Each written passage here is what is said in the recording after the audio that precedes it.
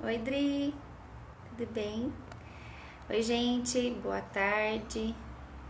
Vamos ajustando aqui as nossas câmeras. Pera lá. Vamos pôr nossas mensagens aqui no Vibra. Peraí.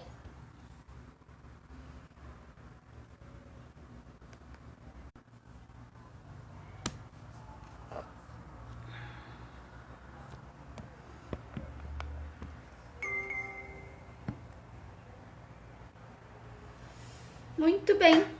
Hoje é dia 1º de novembro, quinta-feira, então nosso horário do nosso Papo de Plástica. É um prazer sempre estar aqui conversando com vocês, falando sobre cirurgia plástica, tirando as dúvidas. E hoje também é bom a gente lembrar, como no mês passado a gente estava falando bastante da prevenção das mulheres, né, da saúde da mulher. Nós estamos começando o mês de novembro, então é o mês que a gente fala sobre prevenção do câncer de próstata, que é muito prevalente nos homens, tá?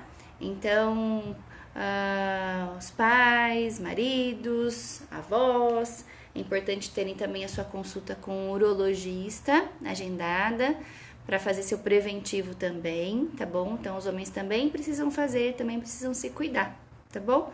Então, puxa a orelha aí do maridão, de alguém da família, vai lá, marca a consulta, porque eles nunca marcam, né? Então, às vezes tem que ser a gente mesmo para marcar, para eles poderem se cuidar, tá bom?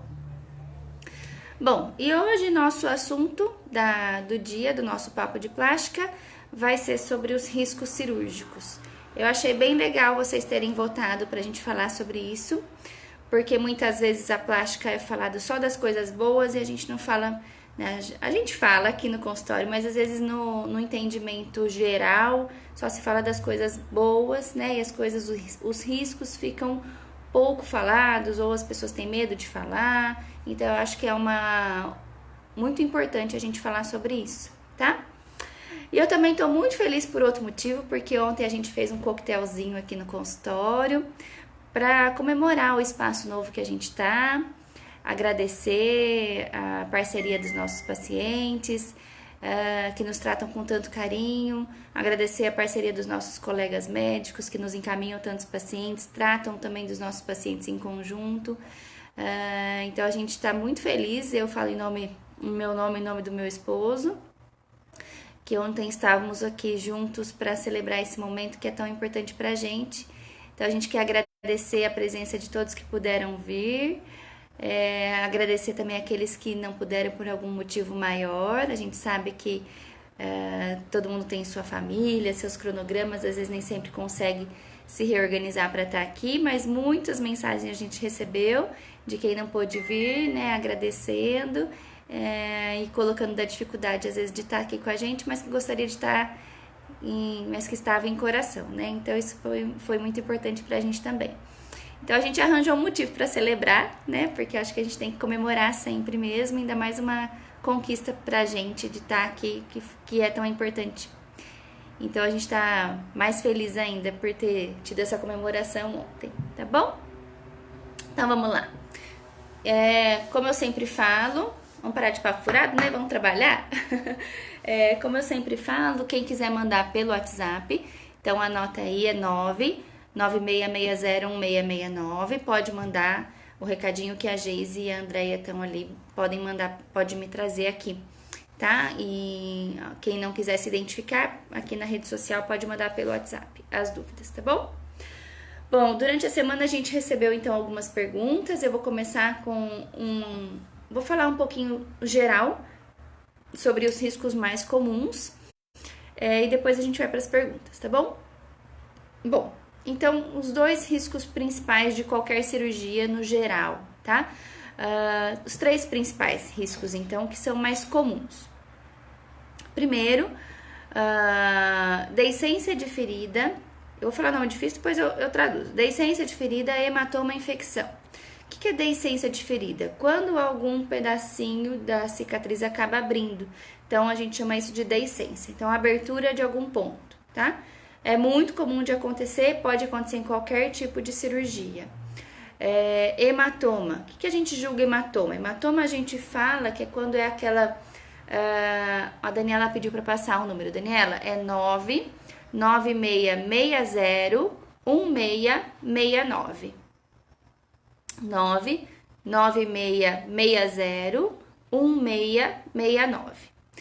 Hematoma, então, a gente fala que é uma coleção de sangue numa região.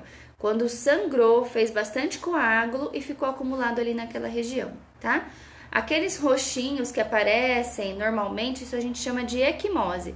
Equimose não é uma complicação, equimose é esperado, porque sempre que você tem desde um furinho, uma agulhinha, uma picadinha, pode ficar roxinho. Então a gente fala que equimose não é complicação, não é intercorrência, não faz parte dos riscos, tá? Mas quando acontece um sangramento grande e acumula ali naquela região, então a gente chama isso de hematoma. E infecção. Infecção pode acontecer em toda a cirurgia.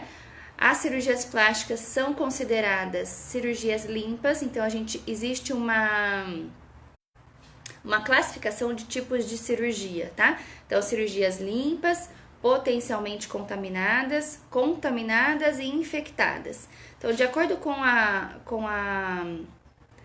o tipo de cirurgia, a gente tem um risco de infecção maior, tá? Então, por exemplo, a cirurgia do Bolsonaro. Foi uma cirurgia infectada, né? Porque eles abriram aquele intestino, caiu fezes naquela região, então acabou infectando tudo. Então a chance daquilo ali infectar, ter infecção era muito grande. Diferente de uma cirurgia plástica, que a gente está trabalhando só mais com pele, subcutâneo, gordurinha, que é uma região mais fechadinha, só mais os micro-organismos ali da pele que estão presentes. Eu não tenho abertura de vísceras, eu não tenho abertura de intestino, abertura de órgãos. Então, por exemplo, útero, bexiga. Então, todas essas cirurgias são um pouco mais perigosas para infeccionar do que a plástica, que ela é mais superficial, tá bom? Então, os bichinhos que moram ali na pele acabam sendo um pouco mais tranquilos. Então, esse risco de infecção é menor, tá bom? Então, são essas três principais complicações mais comuns. Então, abertura de ferida operatória, que a gente chama de deiscência, hematomas, que muitas vezes, se o hematoma ele for grande, a gente precisa drenar esse hematoma para ele também não ser fonte de infecção posterior, tá? E infecções mesmo de própria ferida, do próprio cortinho, ou às vezes uma infecção mais interna, tá? Então, essas são as mais comuns. E qual que é a complicação mais temida em cirurgia plástica? Embolia. Embolia é quando um coágulo saiu de algum lugar e embolizou, ele foi para outra região. Geralmente, esse coágulo pode aparecer na perna, pode vir de uma trombose, que a gente chama de trombose venosa profunda. Então, é uma veia profunda, geralmente da perna, ou da panturrilha, ou da região poplítea, que é essa região atrás do joelho, ou um pouco mais acima na região femoral, na região perto da coxa. Então, em alguma veia profunda, esse sangue não circulou tão bem, ficou meio parado, formou um coágulo, então o sangue ficou ali meio viscoso, fez um coágulo de sangue e aquele coágulo entupiu esse vaso. Quando há esse entupimento, a gente chama de trombose. Aí há um represamento desse líquido da perna, a perna incha, fica dolorida, incomoda bastante, tá?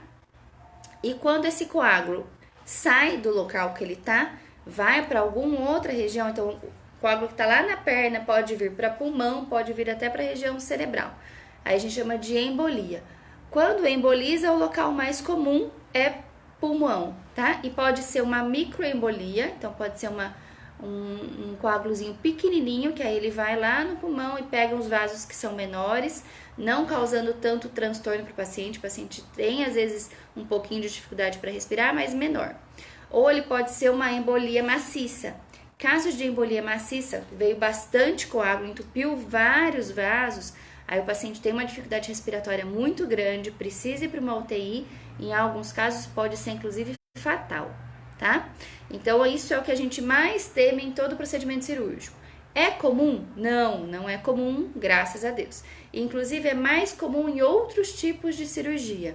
Então, cirurgias abdominais, cirurgias que entram dentro de cavidade têm maior risco de trombose e de embolia. E pacientes que têm alguns fatores de risco. Então, por exemplo, o uso do anticoncepcional oral ele é um agregante plaquetário, então faz com que as plaquetas fiquem mais juntinhas e fazem uma formação do coágulo. Então aumenta o risco. Pacientes tabagistas, então quem fuma, aumenta também o risco cirúrgico, tá? Pacientes com câncer, então, por exemplo, quem vai fazer mastectomia, reconstrução de mama ou operar algum outro tipo de tumor em outra região, que é uma cirurgia já maior, também aumenta o risco. Então, quando a gente fala de embolia e de trombose, existe um protocolo, existe uma estratificação de risco que, de acordo com os fatores, a gente vai pontuando. E de acordo com a pontuação, a gente tem um risco maior ou um risco menor. Então, essa estratificação de risco ela é sempre feita no pré-cirúrgico, para a gente saber se a gente vai ter que tomar medidas preventivas a gente chama de medidas preventivas mecânicas ou químicas. Então, mecânicas, então coisas que apertam, por exemplo, meia elástica e aquele aparelhinho que faz com que essa circulação não fique, com que esse sangue não fique ali parado, que a gente chama de aparelho pneumático ou sequel. Então, é uma botinha que a gente usa na perna durante a cirurgia, e essa botinha vai fazendo um bombeamento desse sangue para não ficar ali parado, tá? Então, isso são medidas físicas, né, mecânicas. E se o paciente tem um risco muito alto, a gente entra com medidas químicas. Então, injeção de medicação que faz o sangue ficar mais fino. A medicação mais conhecida é o Clexane, que é a enoxaparina sódica, que é uma injeçãozinha que faz para o sangue ficar mais fino. Muitas mulheres, inclusive, usam essa injeção durante a gestação, naqueles casos que já tiveram antecedente de abortamento, que já tem uma trombofilia, que é quando o paciente tem uma predisposição para esse sangue ficar mais juntinho para formar coágulo. Aí, quem tem predisposição para formar coágulo tem que usar essa medicação para diminuir esse risco, tá? Então, a trombose, a embolia é o risco maior, é o que é mais temido em qualquer tipo de cirurgia, porque ele pode levar o paciente a óbito, pode ser uma embolia maciça e ser fatal, tá? E isso a gente faz essa estratificação de risco, mas a gente não consegue zerar esse risco, tá? Então, mesmo que o paciente use meia, use o aparelhinho a bota, use o Clexane, eu ainda assim não consigo zerar. O paciente diminui o risco, mas mesmo usando tudo isso, ainda pode acontecer de ter uma trombose, ainda pode acontecer de ter uma embolia. Claro que nessa situação, você usando todo o arsenal terapêutico possível, a chance de você ter uma embolia maciça é muito pequena. Mas pode acontecer, o paciente pode ter uma predisposição maior do que toda essa medicação que você usou e, infelizmente, às vezes ter um desfecho desagradável dessa forma, tá? A gente até soube, né, de um caso, acho que semana passada, uma semana ou 15 dias atrás, infelizmente, né, de uma paciente que fez uma colocação de prótese de mama e acho que uma lipinho, e evoluiu, não lembro se foi em Goiânia ou se foi no Rio, e acabou evoluindo para um quadro de embolia e acabou falecendo. E pelo que a gente ouviu falar, era um cirurgião plástico, teve todos os cuidados nessa situação, operou no hospital credenciado, fez as medidas preventivas, mas em alguns momentos a gente não consegue zerar totalmente o risco, tá?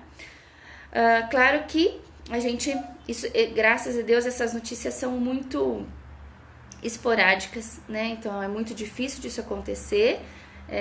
A gente tomando geralmente essas medidas preventivas, a gente consegue abaixar esse risco, mas a gente não consegue zerar. Então é importante o paciente estar ciente disso, né? Porque pode acontecer, a gente tem que estar preparado. Se isso acontecer, fazer o diagnóstico rápido. Então, qualquer falta de ar diferente que não melhora, ou às vezes o paciente teve um desmaio em casa, precisa ligar para a gente, precisa ligar para o médico assistente, ou precisa ir para o pronto-socorro para ter um diagnóstico rápido e a gente já conseguir anticoagular esse paciente. Às vezes você tem que aumentar essa dose da medicação, internar numa UTI, numa unidade de cuidados intensivos, para fazer com que esse coágulo não aumente e não piore o quadro respiratório, tá? Então, não é que toda embolia a gente vai ter um desfecho ruim, mas se a gente fizer um diagnóstico e for uma embolia pequena, a gente consegue correr atrás desse paciente se recuperar, tá bom? Mas, vamos lá. Peraí que eu vou tomar um golinho de água.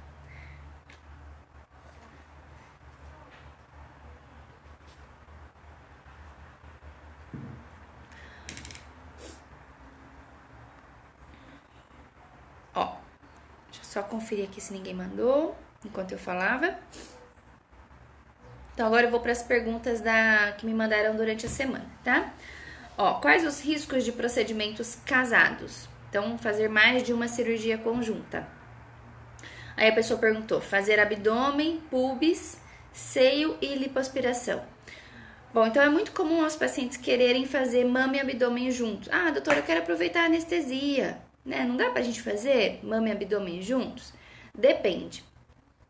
Justamente por causa do risco, tá? Então, quando a gente faz cirurgia conjunta, por exemplo, mama e abdômen, em vez da gente duplicar o risco, a gente quadruplica. Então, se eu tinha um risco de 3% de trombose, eu faço esse risco virar 12%. 4 vezes 3, 12, né? Então, eu quadruplico esse risco, tá? Então, eu aumento, sim, o risco cirúrgico. A gente entende que o paciente, às vezes, tem aquele período específico para se recuperar, depois para tirar outras férias ou outro afastamento, seria mais difícil e às vezes até não conseguiria depois lá na frente fazer um novo procedimento. Mas isso é importante a gente conversar, porque eu quero aproveitar a anestesia. Não existe aproveitar a anestesia. Cada anestesia, cada cirurgia é um procedimento. Então, se você está fazendo mama e abdômen, por exemplo, a sua anestesia do abdômen não vai ser a anestesia da mama, né? Assim, a anestesia ela vai se prolongar pelo tempo que você estiver sendo operado. Então, se eu vou fazer uma cirurgia de mama que vai durar talvez 3 horas, a sua anestesia vai durar 3 horas. Se eu vou fazer uma abdominoplastia com lipo que vai durar 3, 4 horas, é esse o tempo também da anestesia. Se você for fazer mama e abdômen, a sua anestesia vai durar 6, 7 horas, tá? Então, quando que a gente faz essa cirurgia conjunta? A gente faz em situações muito específicas, em que a gente faça essa estratificação de risco, esse cálculo do risco, e ele seja controlado, seja um risco baixo, tá? Então, um exemplo para vocês terem ideia. Então, se a paciente em questão é bem magrinha, se a gente não vai precisar associar uma lipoaspiração, o abdômen tem mais sobra de pele, e a mama é uma mama que a gente sabe que vai ser uma cirurgia rápida, que eu tenho um limite mais ou menos em torno de 6 horas para ser respeitado. Então, se a paciente preenche esses requisitos e não tem nenhum problema de saúde, descontrolado, pressão alta, diabetes, colesterol, arritmia, hipotiroidismo, então que não tenha nenhum fator de risco a mais, a gente pode estratificar esse risco e se esse risco for controlado, a gente pode fazer uma avaliação se vale a pena a gente fazer a cirurgia conjunta ou não, tá? Agora, se eu tenho um paciente que está um pouquinho acima do peso, a gente quer fazer mama e abdômen, às vezes o ideal é a gente fazer separado, tá? Então, faz aquilo que está incomodando mais primeiro. Então, de repente, faz um abdômen com uma lipoaspiração bem feitinha, específica, gasta tempo naquela lipinho que está precisando e faz o abdômen com calma, faz uma cirurgia de 4, 5 horas que seja, mas faz uma cirurgia tranquila, com um risco mais controlado, tá? E espera pelo menos uns 6 meses para o organismo se recuperar desse procedimento cirúrgico, dessa anestesia, dessa cirurgia e desse processo de cicatrização, para aí depois a gente partir para uma outra cirurgia, por exemplo, uma mamoplastia, tá bom? Agora, se a gente for fazer, por exemplo, abdômen e prótese de mama, que a gente não tenha que tirar a pele, que seja uma cirurgia, eu vou acrescentar 1 hora de cirurgia, desde que a gente respeite esse período aí de 5, 6 horas, aí a gente pode avaliar, tá bom? Mas lembrar sempre que quando a gente associa procedimentos, principalmente mama e abdômen, nós estamos quadruplicando o risco, tá? Então, a gente sempre, é bom a gente pontuar isso, tá? Então, quais os riscos, né, desses procedimentos casados? A gente tá falando do risco quadruplicado de embolia e de trombose, tá? Que é o risco maior que a gente tem. Os outros riscos, por exemplo, quando que eu tenho maior chance da ferida abrir, de ter uma deiscência? Se eu tenho um paciente que é um pouco mais cheinho, que tem um pouquinho mais de gordurinha, essa cicatriz ela pode vazar um pouco mais de líquido. Essa gordura, quando a gente corta para fazer, tirar aquele excesso de pele da abdominoplastia, por exemplo, quando você corta essa gordura solta um líquidozinho. Então, quanto mais gordurinha eu tenho, mais líquido essa gordura vai soltar. maior a chance desse ponto querer abrir para esse líquido sair, tá? E quando você vai associar a lipoaspiração também, quanto mais lipoaspiração você fizer, maior é o risco também. E aí a próxima pergunta é, doutora, quais os riscos da lipoaspiração? Existe um método menos invasivo? Então, ó, os riscos da lipoaspiração. Procedimento em si, se você vai fazer uma lipoaspiração que precisa ser uma lipoaspiração grande, o risco de embolia e de trombose, né? E todos os outros riscos associados, por exemplo, com um enxertinho de gordura. Então, se você fez uma lipoaspiração, você vai fazer um enxerto de gordura em grande quantidade e de repente você acaba colocando essa gordura dentro do músculo, o músculo ele é muito mais irrigado, a chance de uma dessas gordurinhas entrar lá dentro do vaso sanguíneo e fazer uma embolia gordurosa também existe, tá? Então, quando é feito enxerto de gordura, a gente faz em quantidades pequenas, em quantidades em regiões bem localizadas e evitar dentro do músculo, sempre acima do músculo para ele não entrar dentro do vaso e também não fazer uma embolia gordurosa, tá bom? Existe um método menos invasivo? Bom, quando que a lipoaspiração é muito invasiva? Quando você tem uma quantidade grande de tecido para ser retirado. Então, o ideal é que seja uma lipoaspiração bem localizada. Então, paciente magro que tem uma gordura específica numa região. Lembrar o que eu sempre falo, lipoaspiração não é para emagrecer, tá bom? Lipoaspiração é para dar contorno no corpo do paciente. Então, para fazer uma melhora do desenho, da definição, tá bom? Então, não é para deixar ninguém magrinho, não é para deixar pele e músculo, tá?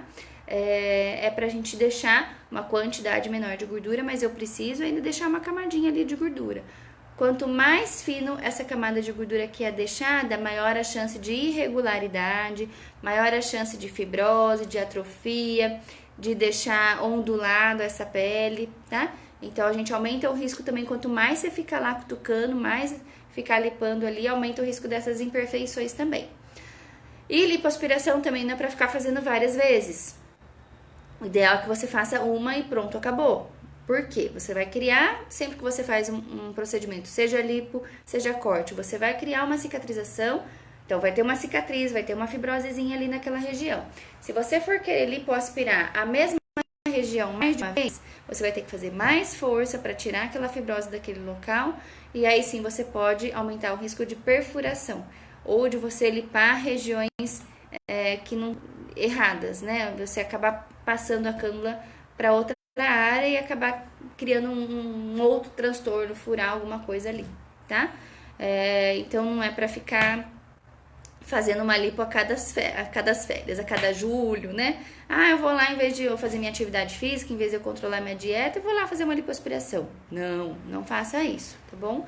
Isso não é seguro, não é bacana, não é saudável, tá? Obrigada, Geis.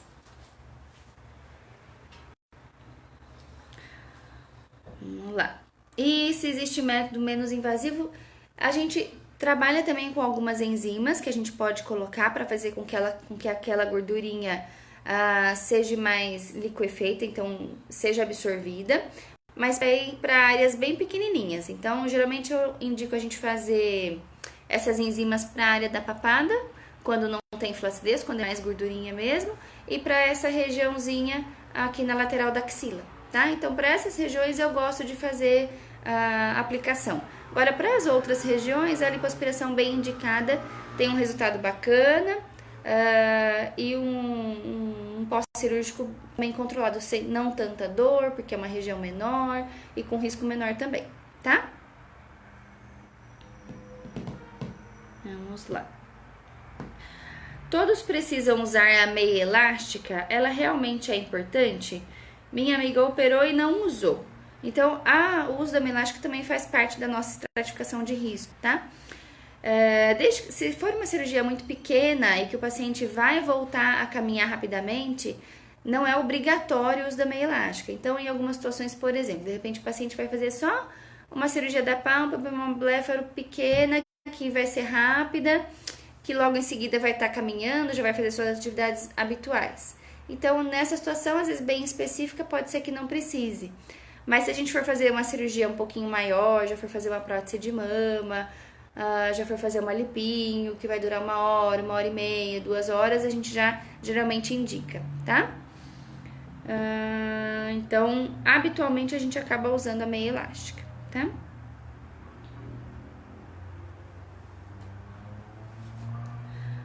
Ó, essa é uma pergunta legal. Quem colocou prótese de mama pode tomar Roacutan? O Roacutan influencia na cicatrização? Bom, então uma das complicações também, um dos riscos de cirurgia é a cicatrização. Então, a cicatrização, ela é geneticamente programada. Então, você pode evoluir bem, ficar uma cicatriz fininha, ou, de repente, pode acontecer de ter um queloide, uma cicatriz hipertrófica. Quem toma Roacutan tem um processo de cicatrização mais lento, então a gente não pode operar pacientes que estão em uso de Roacutan, tá? Porque essa cicatriz depois não fecha. Então, o ideal é que seja no mínimo 1 mês pra gente fazer algum procedimento cirúrgico pequeno. Agora, se for uma prótese, um abdômen, aí a gente pede mais tempo, pelo menos de 3 a 6 meses sem tomar o Roacutan, para esse processo de cicatrização já estar normal e não ter problema depois de abrir ponto, de ficar aberto e ter outras complicações, tá? Mas quem já tem prótese pode tomar Roacutan normalmente, não tem problema. Ele influencia na cicatrização, mas se você estiver tomando Roacutan ou tiver com pouco tempo aí de suspensão da medicação para a cirurgia, tá bom? Mas depois que operou, pelo menos aí uns 3 meses pra frente, não tem problema, poderia começar a tomar, tá? A Valéria tá me perguntando quais são os riscos para a rinoplastia. Então, esses riscos que a gente já falou, e especificamente rinoplastia, sangramento, se de repente for mexer lá na parte de corneto, de septo, pode ter um sangramento mais interno. Então, geralmente o paciente, quando mexe na parte interna, a gente acaba deixando com um tampão pelo menos 24 horas para diminuir esse risco imediato, tá? E outras situações que podem acontecer durante o pós-cirúrgico da rinoplastia, alterações de cicatrização da cartilagem e alterações de cicatrização da parte óssea. Sempre que tem, por exemplo, uma fratura, então às vezes quebrou aqui na lateral o ossinho, ou o paciente que tem aqui também precisa quebrar no meio. Então, dependendo do tipo de fratura, esse ossinho vai ter que colar no local novo que ele foi recolocado. Então, por exemplo, fraturou aqui, a gente joga esse ossinho para dentro. Então, ali ele vai ter que criar um ossinho para ficar estável essa fratura. Então, às vezes, esse ossinho forma um calombinho, com o tempo ele costuma ir reabsorvendo. Cartilagem, então, geralmente a gente diminui a cartilagem para deixar a pontinha mais fina. Então, a cartilagem também pode ter alteração de cicatrização, às vezes no começo ficar um pouco mais ondulada de um lado, menos de outro, e pode evoluir também para uma cicatrização anômala, fazer alguma assimetria, tá? Então, seria mais em questão de assimetria e de sangramento, os riscos da rinoplastia, tá? Rinoplastia é uma cirurgia que tem um risco baixo, por exemplo, para trombose, tá? A Edivânia, doutora, quem colocou prótese de mama? Então foi sua pergunta, Edivânia, acho que eu já respondi aqui. Obrigada pela pergunta.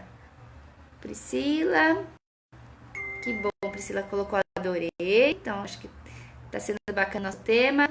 Ana, oi Ana, obrigada, ela escreveu, que linda essa doutora. A Gisele, obrigada Gi, que você gosta das lives, ela escreveu, adoro as suas lives. Mas eu quero perguntas, vamos que a gente tem mais 1 minuto. Então, pera lá, deixa eu ver aqui pelo Insta, se tem alguma perguntinha aqui.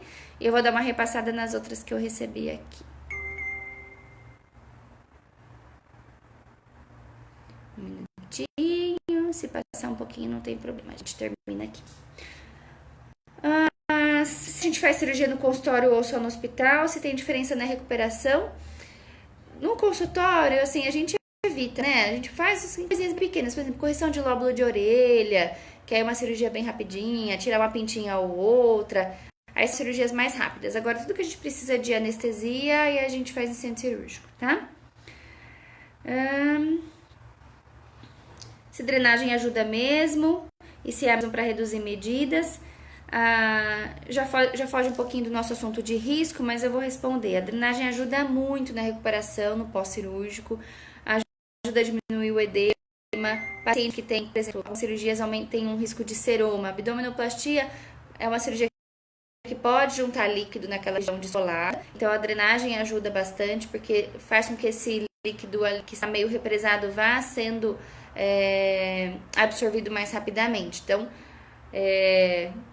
ajuda, a drenagem acaba ajudando sim nesse pós-cirúrgico, tá? Para diminuir o risco de seroma. Não é a mesma técnica para reduzir medidas. Então, drenagem linfática é uma coisa, drenagem linfática pós-cirúrgica é outra, e massagem modeladora é outra, tá? Então, são coisas totalmente distintas. Por isso que eu sempre bato na tecla.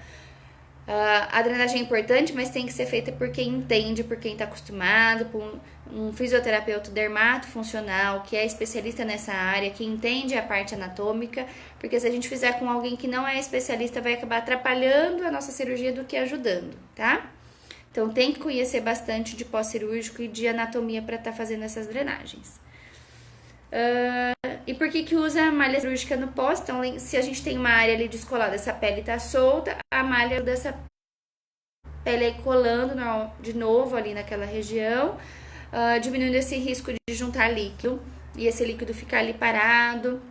Então, ajuda essa pele aí colando novamente, por exemplo, na abdominoplastia ou cirurgia de mama, também quando a gente usa o sutiã, é para essa pele ir se ajustando, tá?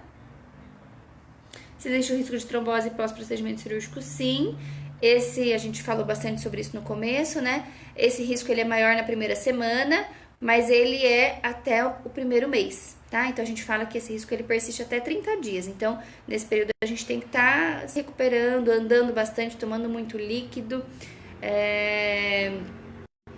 se movimentando mesmo, não deixar essa perna parada, não deixar essa panturrilha parada, tá? Quando a gente toma muito líquido, a gente se hidrata, então a gente evita com que esse sangue fique muito viscoso. Se eu tô desidratada, o meu sangue fica mais grosso, então aumenta o risco de trombose, tá? Então, tomar muito líquido, fazer a drenagem, caminhar bastante, são medidas preventivas. Usar a meia, tá? Medidas preventivas de trombose. Cigarro e bebidas alcoólicas atrapalham na recuperação? Com certeza. Então, cigarro atrapalha muito na cicatrização. Bebida alcoólica no pós-cirúrgico não pode. E quem é alcoólatra, ou pacientes usuários de droga, isso interfere bastante na anestesia, aumenta o risco anestésico, de metabolização dessas medicações. Geralmente o fígado já não é tão bom e aí acaba metabolizando os anestésicos de uma forma um pouco diferente. Às vezes até em questão de dose, tem que aumentar mais, você tem que fazer uma dose bem alta de anestésico para ter o mesmo resultado que a gente conseguiria num paciente que nunca fez uso de drogas, né? Então é importante a gente saber, se o paciente usa drogas anestésicas, sempre pergunta sobre isso, não mintam, se já foram usuários, tem que avisar. E se o paciente está fazendo uso de droga, cocaína, por exemplo, ele é uma droga potente para arritmia, né? Então o paciente pode infartar na mesa de cirurgia. Imagina, você usou uma cocaína um dia antes de operar, não faz o menor sentido, né? Então isso mata, pode morrer em casa, usando em qualquer lugar. Mas num centro cirúrgico ainda, né, que você vai passar por um procedimento cirúrgico, é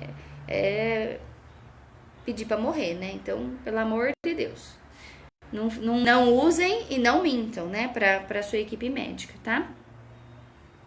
Quais os riscos de uma cirurgia de prótese? Se pode correr infecção. Então, prótese, além daquelas, né, abertura de ponto, infecção e hematoma, toda a cirurgia. E se houver infecção em prótese de mama, essa é uma situação específica, que nessa situação a gente tem que tirar a prótese, tá? Porque é muito raro você ter uma resposta do organismo a um antibiótico que vai chegar lá naquela prótese. A prótese, ela é texturizada, ela tem como se fosse uns pelinhos, ó, vê se dá pra ver, tá vendo? Ela não é lisa, então é muito difícil você conseguir a bactéria que grudou aqui fazer ela sair com antibiótico. Então, se tem infecção em prótese, geralmente acaba perdendo essa prótese, tem que retirar, tá? E aí ficar, dependendo da bactéria que foi identificada pelo exame, pela bactéria que foi identificada ali pelo exame, às vezes você tem que ficar 3 meses, ou em algumas situações mais específicas, até 6 meses sem a prótese. Mas é a única situação que a gente precisa retirar. Então, por exemplo, ruptura, a gente pode trocar a prótese e colocar a mesma na situação. Contratura, também pode retirar e colocar no mesmo tempo cirúrgico. Só a infecção que a gente tira, espera o organismo se recuperar para depois se recolocar, tá? Medicações de uso diário atrapalham na anestesia? Não, então, por exemplo, de uso diário, o que a gente considera? Antihipertensivo, então medicação para pressão, para o controle do diabetes, hipotiroidismo. Então, se essas doenças estiverem controladas, não tem problema nenhum a gente operar, né? O que a gente pede para suspender, por exemplo, AS, aspirina, que deixam o sangue mais fino, aumenta o risco de hemorragia durante a cirurgia. Pacientes que são diabéticos, que fazem uso de medicações para diminuir a glicemia, de hipoglicemiantes, né, orais, metformina, por exemplo, glibenclamida, geralmente suspendem o uso 2 dias antes e ficam só com o uso da insulina. No pós-cirúrgico também, até a insulina se normalizar, até a glicemia, né, a glicose se normalizar, para voltar a usar as medicações por via oral, tá? Mas geralmente essas medicações de uso diário não atrapalham na anestesia, tá? Lipoaspiração em pessoas magras. Perfeito, melhor indicação. Paciente que está no peso correto, tem aquela gordurinha localizada, você vai fazer uma lipoaspiração pequena com um resultado excelente, tá? Então é a melhor indicação, fazer uma lipoaspiração em quem está magrinho. Peso razoável e má alimentação interfere na cirurgia com anestesia geral? Depende do que a gente está considerando peso razoável. Então, assim, pacientes que têm obesidade, a gente sabe que algumas medicações são metabolizadas também na gordura, né? Então, às vezes, o paciente, você acha que o efeito da anestesia ainda já está passando, dali a pouco ele acaba dormindo de novo, porque essa medicação voltou para a circulação, e às vezes você tem paciente fazendo o efeito de um efeito tardio do anestésico. Então, acabou a cirurgia, por exemplo, o paciente acordou, tá bem acordadinho, dali a pouco ele dorme de novo. Pode ser medicação recirculando quando o paciente é um pouco mais acima do peso, tá? Então, por isso que a gente sempre pede cirurgia plástica, vamos fazer com peso certo, pelo menos próximo do ideal, para a gente diminuir todos os riscos envolvidos, tá? O risco dessa anestesia recircular, né? E as complicações, por exemplo, como deiscência de ferida, que aumenta quando você está acima do peso. Lembra que eu falei, corta a gordurinha, essa gordurinha fica vazando ali, fica soltando um líquidozinho, a grosso modo, a gente pode pensar assim, e esse líquido tem que sair por algum lugar, então vai sair pelo corte. Então aumenta o risco desse cortinho abrir, tá? Uma outra situação, de repente o paciente tem uma necrose daquela pele, fica pretinho. Isso pode acontecer pacientes que são fumantes, que a circulação ali é pior, ou pacientes que já tiveram essa região operada, então de repente cirurgias de mama, já fez 3 cirurgias de mama, a circulação ali fica um pouco diferente, principalmente em relação ao mamilo. Então pode acontecer necrose dessa pele do mamilo, tá? Então, é uma das complicações também quando a gente vai fazendo cirurgias na mesma região.